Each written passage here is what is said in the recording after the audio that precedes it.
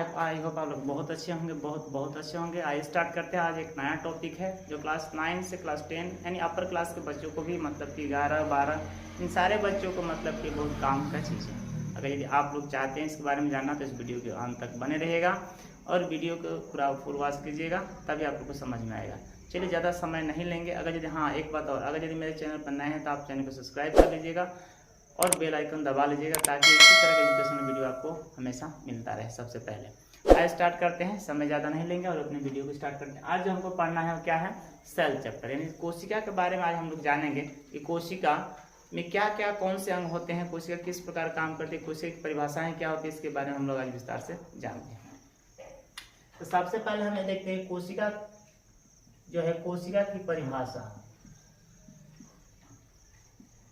कोशिका की परिभाषा, कोशिका की परिभाषा क्या होती है, ठीक है ना। तो कोशिका की परिभाषा हम एक लाइन में याद कर सकते हैं, एक लाइन में हम दे सकते हैं। कोशिका जीवन की मूलभूत क्या है, इकाई है, ठीक है ना। कोशिका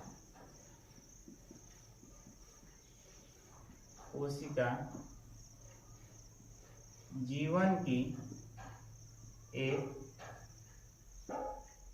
मूलभूत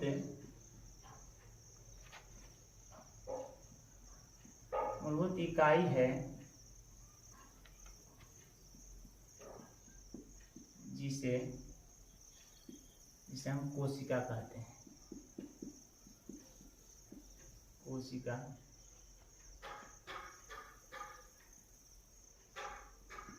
कोशिका कहते हैं। इसमें एक लाइन हम और भी ऐड कर सकते हैं। इसे कोशिका क्या संरचनात्मक तथा क्रियात्मक का दोनों कार्य करती है, ठीक है ना, कहते हैं तथा संरचनात्मक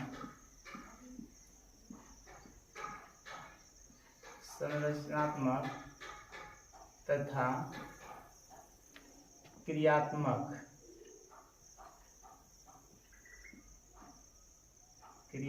का कार्य करती है, ठीक है ना। कोशिका का यदि परिभाषा पूछा जाए तो कोशिका जीवन की एक मूलभूत क्या है, इकाई है।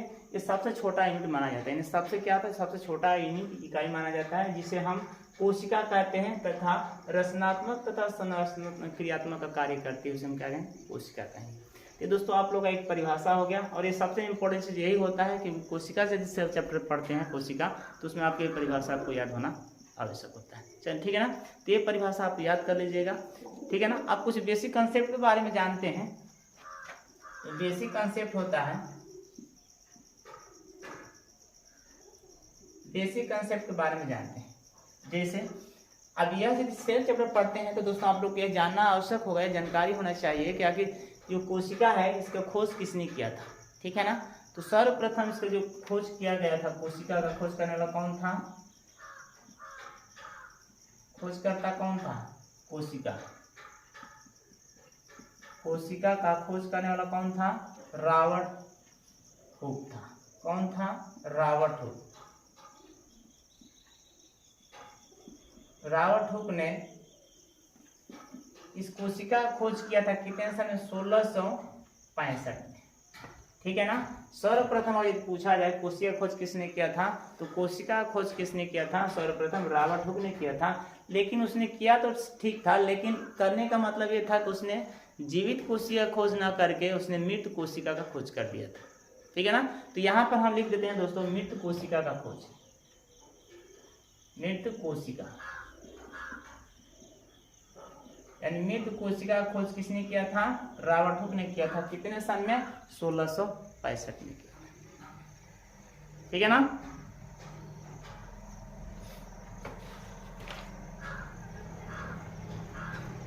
आप देखिए दोस्तों, अगर यदि रॉबर्ट हुक ने मृत कोशिका खोज कर दिया था तो फिर जीवित कोशिका खोज किसने किया था, यह प्रश्न उठता है कि आखिर जीवित कोशिका खोज किसने किया था। तो आइए जानते हैं जीवित कोशिका खोज करने वाला कौन था। तो जीवित कोशिका का खोज जीवित कोशिका का खोज किसने किया था, एंटोनी। ठीक है ना, किसने खोज किया था, एंटोनी लीवेनहॉक ने किया था। एंटोनी लीवेनहॉक, एंटोनी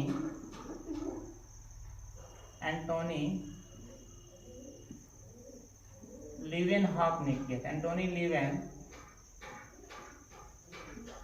लीवेनहॉक ने किया था। कितने साल में किया था? 1674 में। 1674 में किया था। ये दोस्तों आपको याद रखना होगा कि जो एंटोनी लीवेन था इसने कितने साल में खोज किया था? 1674 में किया था। और ये जीवित कोशिका का खोज किया था। हमने यहाँ पर लिख दिया जीवित कोशिका खोज किसने किया था? एंटोनी लीवेनहॉक ने किया था 1674 में। मृत कोशिका खोज किसने किया था? रॉबर्ट हुक ने किया था 1665 में। इन्होंने मकड़ी का जो मतलब कि छाता देखा, मधुमक्खी का जो छाता होता है उसको देख करके यह अनुमान लगाया रॉबर्ट हुक ने कि हमारे शरीर के अंदर जो कोशिकाएं होती हैं इसी प्रकार एक दूसरे के जैसे कमरा यानी रूम के जैसा बनी हुई कोशिकाएं हैं। ठीक है ना। जैसे यहाँ पर समझिए कोशिका एक दूसरे से क्या होती हैं? सटी हुई होती हैं। कोशिकाएं एक दूसरे से क्या होती हैं? सटी हुई होती हैं। कोशिकाएं एक दूसरे से क्या होती है? मनीषी आकार का मतलब वो सटी हुई रहती हैं। तो इसीलिए मधुमक्खी के छाते को देख करके रॉबर्ट हुक ने अनुमान लगा दिए और उसने उसमें सर्च किए तो उसमें क्या मिला? मृत कोशिका का खोज उसने किया। खोज तो उसने सही किया था लेकिन मृत कोशिका का खोज किया। और उन्होंने ये बताया कि रूम के जैसे ही मतलब हमारे शरीर में कोशिकाएं एक दूसरे से जुड़ी हुई होती हैं। ठीक है ना। तो ये था दोस्तों कुछ इसके बारे में बेसिक कंसेप्ट। ठीक है ना। अब इसके बाद हम आगे बढ़ जाते हैं और जानते हैं कि आगे क्या क्या है।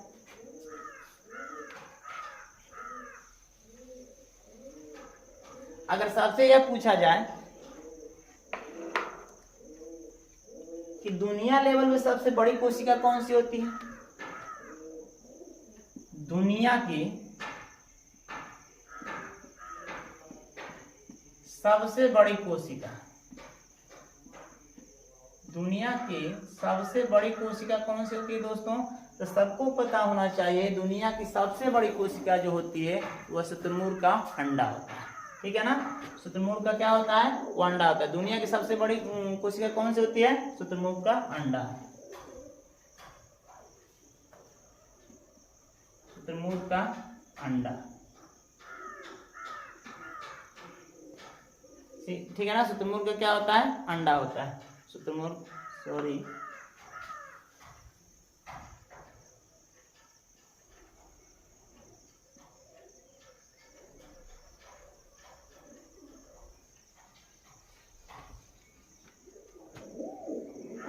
शुतुरमुर्ग का क्या होता है? अंडा होता है। ठीक है ना। सबसे बड़ी कोशिकाएं क्या होती है? शुतुरमुर्ग का अंडा होता है। अगर यही प्रश्न अगर यदि छोटा पूछ दे कि बाकी सेम प्रक्रियाएं रहेंगी, सबसे क्या छोटा यदि पूछ दे छोटा कोशिका कौन सा है तो क्या हम लिखेंगे दोस्तों? सबसे छोटा कोशिका माइकोप्लाज्मा होती है। सबसे छोटी कोशिका माइकोप्लाज्मा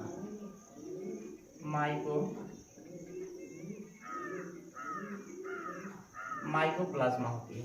ये चीज आप लोग को याद रखना होगा दोस्तों। ये सब बेसिक कंसेप्ट हैं। अगर बेसिक कंसेप्ट हम जानते हैं कि अगर यदि आप सेल चैप्टर पढ़ना चाहते हैं तो आपको ये सारी बेसिक कंसेप्ट आपको जानकारी होना चाहिए। इसके बारे में आपको डिटेल्स पता होना चाहिए, तभी इसके बारे में हम जान पाएंगे, तभी आगे हम बढ़ पाएंगे, अन्यथा नहीं बढ़ पाएंगे। अगर मानव में देखा जाए, अगर मानव को लिया जाए तो मानव में सबसे बड़ी कोशिका कौन सी होती है? ओवम होता है। ठीक है ना। सबसे बड़ी कोशिका ओवम जो किसमें पाया जाता है? फीमेल में पाया जाता है। अगर छोटी कोशिका लिया जाए मानव में, अगर छोटी कोशिका लिया जाए तो स्पर्म होता है जो मेल में पाया जाता है। अब दोस्तों इसमें से ये पूछा जाए कि दोनों में से चल कौन होता है तो चल ये कौन सा होता है? स्पर्म होता है। ये क्या होता है? अचल होता है। चल नहीं सकता, ये अचल होता है और ये चल होता है।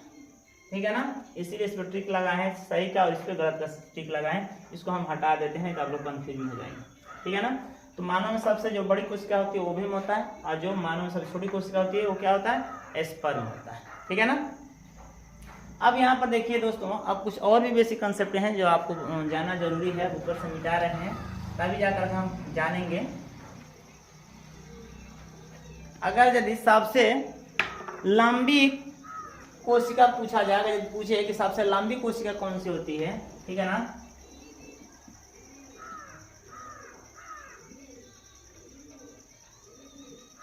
लंबी कोशिका कौन सी होती है दोस्तों? तो लंबी कोशिका कौन सी हो जाएगी? न्यूरॉन, ठीक है ना, जो ब्रेन में होता है, न्यूरॉन, ठीक है ना, ब्रेन में होता है। ये सबसे लंबी कोशिका होती है, ठीक है ना, जिसे हम क्या कहते हैं? ब्रेन में पाया जाता है, न्यूरॉन के नाम से जानते हैं। अगर यदि पूछा जाए कि सबसे ज्यादा विभाजन कहाँ होता है, ठीक है ना, सबसे ज्यादा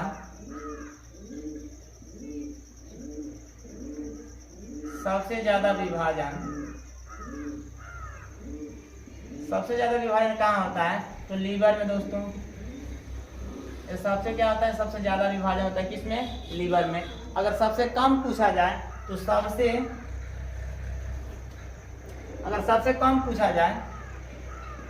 कम विभाजन तो कहाँ होता है? सबसे कम विभाजन कहाँ होता है? सबसे कम विभाजन न्यूरॉन में यानी ब्रेन में होता है।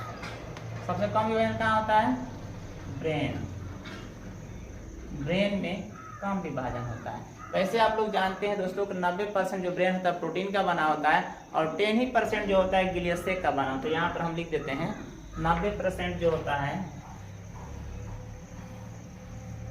90% जो हमारा ब्रेन होता है वो क्या चीज का बना होता है? 90% प्रोटीन का बना होता है, प्रोटीन का बना होता है। और 10% क्या होता है? ग्लियल सेल का बना होता है। 10% ग्लियल सेल का बना होता है।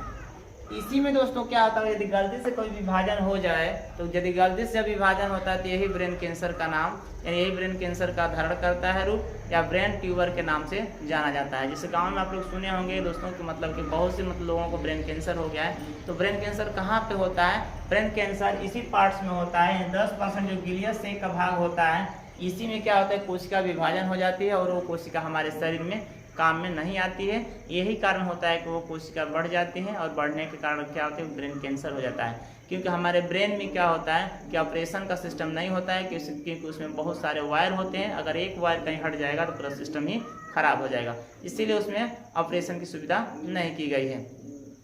आप देखिए कैंसर के 3 स्टेप होते हैं दोस्तों, आप लोग जान लीजिएगा। कैंसर का ये मान लीजिए, ठीक है ना, ये क्या है? ये कैंसर के 3 स्टेप बताने वाले हैं। कैंसर के 3 स्टेप, ठीक है ना। एक होता है पहला, ठीक है ना, और दूसरा, और ये होता है तीसरा। अब यहाँ पर समझिए कैंसर के स्टेप कितने होते हैं? 3 प्रकार के होते हैं। कौन कौन? पहला होता है, अगर यदि ये अब इसको हटा रहे हैं समझने के लिए, ऊपर ही समझ लेते हैं। पहले स्टेज में अगर यदि कोशिका अगर मान लीजिए कि इतना विभाजन हुआ है तो इसमें हम पूरा 90% चांस होता है या 80% उसमें लोग जीवित बच जाएंगे। उसमें मरने की शंका से 10 से 20% ही रहती है, क्योंकि वो कोशिका उस समय नाजुक रहती है और दवा से वो गल सकता है, ठीक है ना। अगर यही सेकेंड स्टेप में अगर चली जाएगी तो यह कोशिकाएं कुछ बड़ी हो जाती है और कुछ मजबूत भी हो जाती हैं। तो इसमें 50% हो जाता है कि वैसे व्यक्ति जीवित रहेंगे और 50% चांस हो जाता है कि वैसे व्यक्ति को मरना है, क्योंकि वो कोशिकाएं उस समय क्या हो जाती हैं? कठोर हो जाती हैं, कुछ मजबूत हो जाती हैं और इसीलिए यही कारण होता है कि वह कोशिकाएं गल नहीं पाती हैं। अगर तीसरे स्टेप में अगर ये चला जाएगा तो तीसरे स्टेप में यह कोशिकाएं ज़्यादा लंबी हो जाती हैं और ये ज़्यादा मजबूत हो जाती हैं और ज़्यादा मोटी भी हो जाती हैं। यही कारण होता है कि वह कोशिकाएं दवा से गल नहीं सकती है और इसमें 90% लोगों को मरना फिक्स होता है। 10% ही होता है जिसमें हम उसको बचा सकते हैं, अन्यथा वो भी 10% नहीं होता है, ठीक है ना। तो आई होप दोस्तों कि ये चीज़ आप लोगों को जानकारी हो गया। कैंसर के 3 स्टेप में होते हैं, फर्स्ट, सेकेंड और थर्ड स्टेप पे होता है। तो आप लोग सुने होंगे अगर किसी का ब्रेन कैंसर होता है तो पूछा जाता है कौन सा स्टेप पे चल रहा है, फर्स्ट है कि सेकेंड है कि थर्ड, ठीक है ना। तो अगर ये थर्ड और सेकेंड में रहेगा तो समझिए कि सेकेंड में रहेगा तो 50%, अगर ये थर्ड में होगा तो उसको मरना फिक्स होता है। तो बस दोस्तों आज के लिए बस इतना ही। आज हम लोग इस चैप्टर को स्टार्ट किए और इसमें हम बेसिक कंसेप्ट जाने और अगले वीडियो में हम इसका जो अंग जो जितने पार्ट्स बाकी हैं उनको हम पढ़ाएंगे और उसके बारे में हम लोग जानेंगे विस्तार से। तो बस आज के लिए इतना है, फिर अगले वीडियो में मिलते हैं। तब तक के लिए जय हिंद, जय भारत।